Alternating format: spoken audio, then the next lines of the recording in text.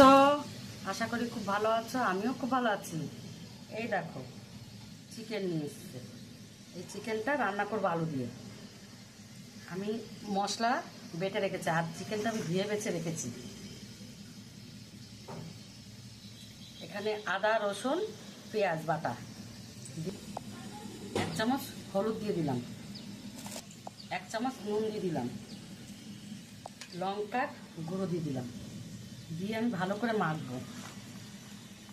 আমি একটু এই সর্ষের তেলটা দিয়ে দেবো।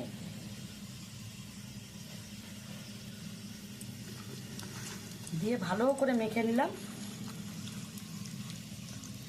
দিয়েছি, আমি একটু জিরে দিয়ে দিলাম, আর একটা শুকনো লঙ্কা, একটা তেজপাতা দিয়ে দিলাম। মাংসটা আমি একটু কষানো হয়ে গেছে, আমি এখন জল দিয়ে দেবো।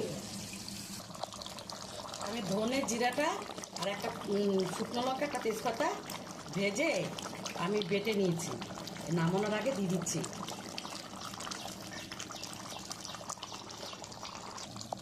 গরম মশলাটা আমি এখন দিয়ে দিচ্ছি,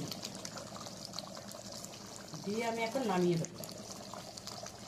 মাংসটা হয়ে গেছে বন্ধুরা, দেখো খুব সুন্দর হয়েছে। ভালো লাগলে একটা লাইক কমেন্ট শেয়ার করে দিও।